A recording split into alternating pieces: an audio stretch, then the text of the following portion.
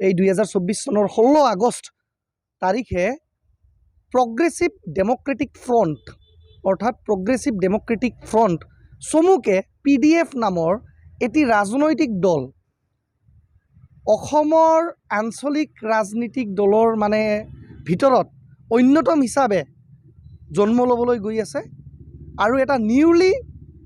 organised ৰাজনৈতিক দল হিচাপে প্ৰগ্ৰেছিভ ডেম'ক্ৰেটিক ফ্ৰণ্ট চমুকৈ PDFে অহা 16 আগষ্ট 2024 তাৰিখে জন্ম লাভ কৰিব আৰু এই যি প্ৰগ্ৰেছিভ ডেম'ক্ৰেটিক ফ্ৰণ্ট এই PDFত সমূহ জনগোষ্ঠীক লৈ ইয়াতে ৰাজবংশী ইয়াতে আমাৰ আদিবাসী ভাইসকল ইয়াতে আমাৰ ৰাভা ভাইসকল ইয়াতে আমাৰ বঙালী ভাইসকল ইয়াতে আমাৰ অসমীয়া সচেতন ব্যক্তিসকল সকলোৱে ইয়াতে জড়িত থাকি এই যি ৰাজনৈতিক দল তাতে আগভাগ ল'ব বুলি মই আজি ৰাইজৰ আগত ঘোষণা কৰিব বিচাৰিছোঁ আৰু আমি 16 আগষ্ট 2024 তাৰিখে এক অভিৱৰ্তন পাতাৰ পিছত ৰাজহুৱাভাৱে ঘোষণা কৰা হ'ব যে প্ৰগ্ৰেছিভ ডেম'ক্ৰেটিক ফ্ৰণ্টৰ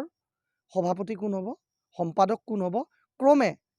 16 আগষ্টত এক বিস্তৃত কমিটি এটা ইণ্টেৰিম এডহক চেণ্ট্ৰেল কমিটি বনোৱা হ'ব আৰু সেই এডহক চেণ্ট্ৰেল কমিটিয়ে 90 দিনৰ টাইম লাভ কৰিব এই 90 দিনৰ ভিতৰত তেওঁলোকে BTCৰ যি 40টা সমষ্টি এতিয়া আছে এই 40টা সমষ্টিৰ ভিতৰত 24টা সমষ্টিত ব্লক কমিটি তেওঁলোকে 90টা দিনৰ ভিতৰত গঠন কৰিব আৰু মেণ্ডেট ইটোই দিয়া হৈছে যদি ইয়াতে প্ৰেছিডেণ্টজন বড়ো থাকে ব্লক প্ৰেছিডেণ্টজন ইয়াতে জেনেৰেল ছেক্ৰেটাৰীজন নন বড়ো থাকিব আৰু কোনোবা ব্লকত যদি প্ৰেছিডেণ্টজন নন বড়ো থাকে তেতিয়াহ'লে ইয়াতে জেনেৰেল ছেক্ৰেটাৰীজন কিন্তু বড়ো থাকিব অৰ্থাৎ ষ্ট্ৰিক্ট গাইডলাইনছত বড়ো আৰু নন বড়ো সমান্তৰাল কৰি বেলেঞ্চ কৰি লৈ গৈ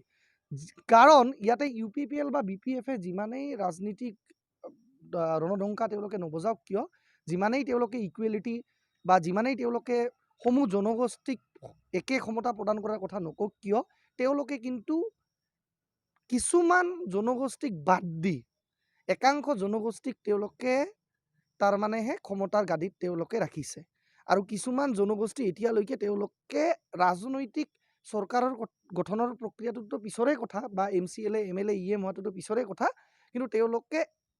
সেইবিলাক UPPL বা BPFৰ ৰাজনৈতিক দলৰ চেণ্ট্ৰেল কমিটি বা ডিষ্ট্ৰিক্ট কমিটি বা ব্লক কমিটিৰ কিন্তু প্ৰেছিডেণ্ট ছেক্ৰেটাৰীৰ দৰে মেইন পদবিলাক কেতিয়াও তেওঁলোকে লাভ কৰা নাই তো আমাৰ লক্ষ্য এইটোৱেই থাকিব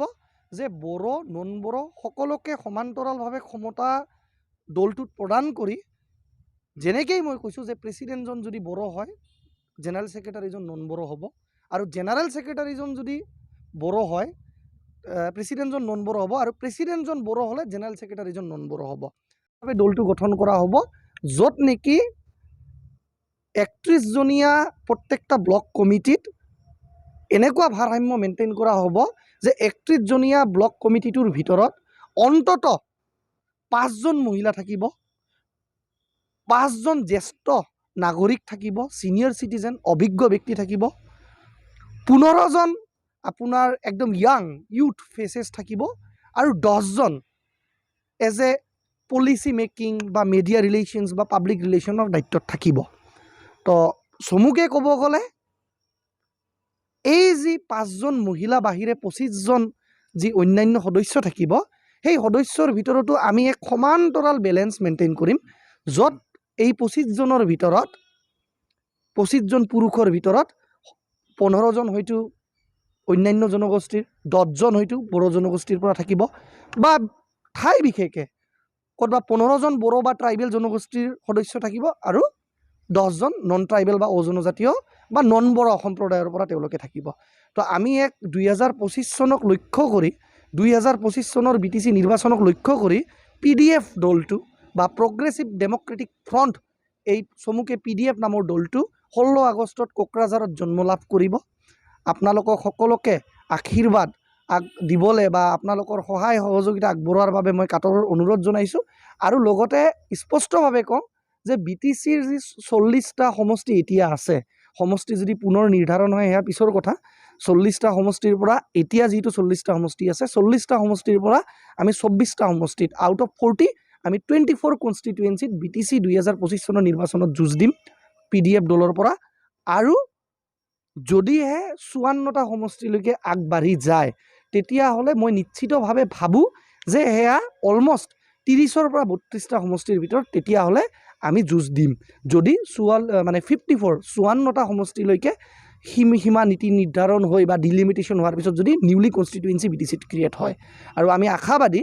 যে অতি শীঘ্ৰে PDF দল গঠন কৰাৰ 90 দিনৰ ভিতৰতে সেই 24টা সমষ্টিৰ প্ৰত্যেকটা সমষ্টিতে ব্লক কমিটি গঠন হ'ব আৰু ব্লক কমিটি গঠন হোৱাৰ 90 দিন যি সময়সীমা বান্ধি দিয়া হৈছে সেই 90 দিনৰ পিছত প্ৰত্যেকটা ব্লকৰ পৰা মানুহ লৈ প্ৰত্যেকটা ব্লকৰ পৰা এক্টিভ লিডাৰ্ছক লৈ ডিষ্ট্ৰিক্ট কমিটিবিলাক গঠন কৰা হ'ব আৰু প্ৰত্যেকটা ডিষ্ট্ৰিক্টক দায়িত্ব দিয়া হ'ব যে তেওঁলোকেই প্ৰাৰ্থী বাছনি কৰিব যে কোনটো সমষ্টিত কোনজন প্ৰাৰ্থী দিলে PDF দলে বিজয়ী হ'ব আৰু মই আশা কৰোঁ যে আমাৰ আলোচনা চলি আছে 2025 চনত এই প্ৰগ্ৰেছিভ ডেমক্ৰেটিক ফ্ৰণ্টে এক ভাল এলায়েন্সত থাকি BTCত যদিও চৰকাৰ বনাব নোৱাৰে মই স্পষ্টভাৱে কৈছোঁ যদিও চৰকাৰ বনাব নোৱাৰে এক কিং মেকাৰৰ ৰোলত কিন্তু BTCৰ নিৰ্বাচনত অৱতীৰ্ণ হ'ব 2025 চনত progressive democratic front will B a king maker in 2025 আমি জানো যে আমাক সময় লাগিব চৰকাৰ বনাবলৈ বা সেই স্থিতিলৈকে আহিবৰ কাৰণে কিন্তু আমি 2025 চনত প্ৰগ্ৰেছিভ ডেমক্ৰেটিক ফ্ৰণ্টৰ তৰফৰ পৰা নতুন দল হিচাপে এলায়েন্সত থাকি যে কিং মেকাৰ হ'ব পাৰিম সেয়া অতিকৈ বিশ্বাসী আৰু ৰাইজৰ যদি আশীৰ্বাদ থাকে হয়তো আমি আগন্তুক দিনত আঞ্চলিকতাবাদৰ ধ্বজা আগবঢ়াই লৈ কেৱল বড়োলেণ্ডৰ ৰাজনীতিতে নহয় অসম আৰু উত্তৰ পূৰ্বাঞ্চল বা নৰ্থ ইষ্টৰ ৰাজনীতিটো আমি খুপনি পুতিবলৈ সক্ষম হ'ম বুলি মই অনুভৱ কৰোঁ